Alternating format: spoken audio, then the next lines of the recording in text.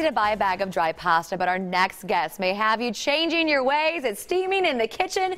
Suzanne Frizzy is the owner of Meadowlark Acres in Stillwell, Kansas. Suzanne, welcome to the show. Good to meet you. It's so exciting to have you here to talk about an interesting way to eat our veggies in our pasta. Absolutely. And you're going to show us how. You bet. Don't buy a bag of pasta. Make it yourself. Never, never, never. Okay, so how do we start? Okay, basically, these little colored balls here are all pasta dough that I made last night. It takes about 3 to 4 minutes to make a batch. Spinach, olives, lemon zest, carrots, tomatoes, beets, and Kalamata olives. And a little Shiraz wine on that to make it purple. Oh, wow, I love that. So colorful. It is indeed. Then from those little guys, we cut these into smaller pieces, stack them. Show us how to stack them. Well, actually, if you stack them, you have to, I'm going to just mush, okay? Okay. Is that okay if I just mush That's for perfect. right now? Because you want to have that rainbow effect. Right. And so basically what you'd be doing, you end up with these, after we run these through and stack them up, you end up with these little guys here, which turn into these little guys here after I just mush. You know what I mean? You like to mush. Now, what is this sitting in? What kind of? This is, you know what, I'm glad you asked that. It's called semolina, and it's just basically a way to keep, when it goes through the cutter, that it won't stick. Okay. So after I ran those through this morning, we end up with these guys here. So and it kind of looks like a tie-dye effect. It does, doesn't it, though? It's beautiful. It's art. Isn't it fun? So all we're going to do is run it through the cutter.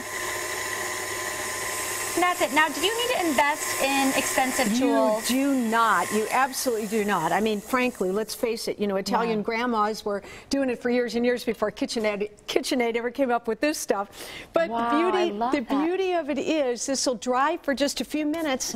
We plop it in the boiling water, and then over here, this is just, it takes about 2 minutes to cook it up. Wow. Once it's done, a little drizzle of good olive oil, grated Parmigiano, maybe some capers, which I threw in, and then your side dish can just be some tomatoes and fresh mozzarella. Now, I actually tried some earlier because I was not patient. I had to sample. I was also nervous about eating something that, you know, whatever, it could look very, pasta's not always the best thing to eat on television, right? But it tastes so delicious and fresh. Super fresh. And flavorful. So you're getting all of these amazing ingredients into your pasta and those flavors. And the thing is, tell people to really experiment with which flavors they like the best. I've found with most of the people that come to my house for dinner that lemon zest, which is the real bright yellow one here, and then Kalamata olive, which is this guy here, just absolutely stunning. We just do a two-color, two-tone, and the flavors are fabulous. Okay, I love it. Now, again, we'll have the instructions on how to make these at home, because we just wanted to show off how cool it is and easy it is to actually, you know, make the pasta after the fact, after the dough is done.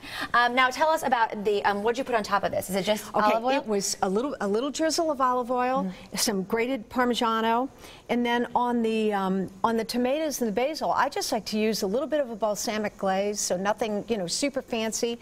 And keep the dressing, whatever, keep it very simple on top. A big heavy tomato sauce or a cream sauce, you've lost all those colors. So you really want butter or olive oil for that. Let the pasta speak for itself. You got it. And finally, in terms of drying the pasta, can you save it for later, or how long does it last? You know, you really can. I have not had the world's greatest luck with it because I find that with the rainbow, that it changes flavor after it's really dry. So to me, keep some of these. Keep these guys. This is what I do. Keep these in the freezer, wrap them up, triple wrap them. Perfect. Put them in a Ziploc bag. Keep them in the freezer. You want pasta that night, pull a couple of them out, let them thaw, and then you just, again, slice, run them through, do this.